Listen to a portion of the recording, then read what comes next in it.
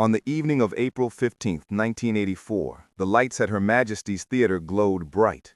The audience waited with excitement. Tommy Cooper, the man who made magic funny, was taking the stage.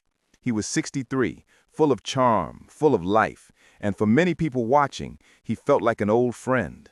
Millions sat at home in front of their TVs, 12 million people, ready for a night of laughter. Tommy stepped forward wearing his red fez and cloak, smiling in the way only he could.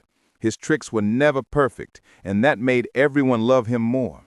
Every mistake was a joke, and every joke felt like magic. The act began, light and joyful.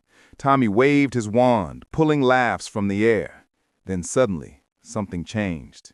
In the middle of a trick, Tommy swayed. His body bent strangely. He fell back against the curtain, one arm hanging, his face tight with pain. He looked like he was acting, slow, exaggerated, funny in an odd way. The audience roared with laughter.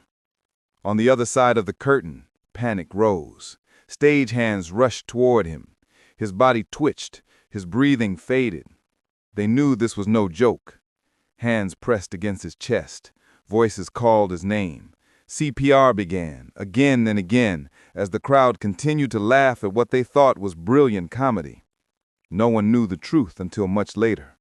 Tommy Cooper, the man who made the world smile, was fighting for his life while millions watched, unaware.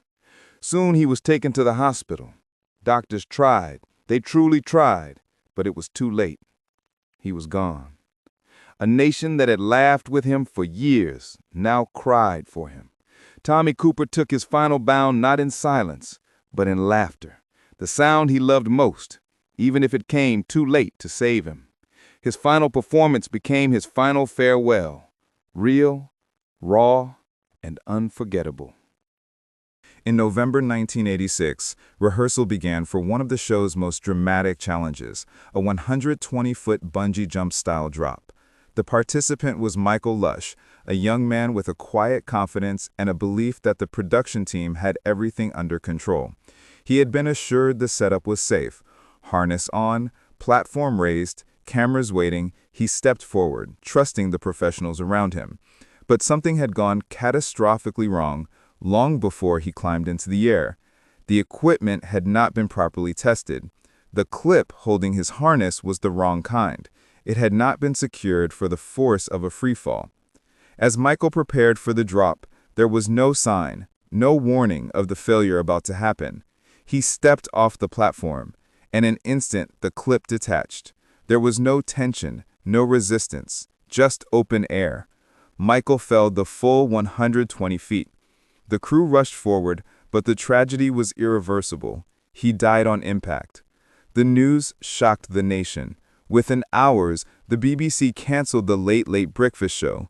Not a pause, not a suspension, but an immediate permanent end. The tragedy forced the UK to confront the risks behind televised stunts, prompting sweeping changes in safety regulations and oversight for entertainment productions.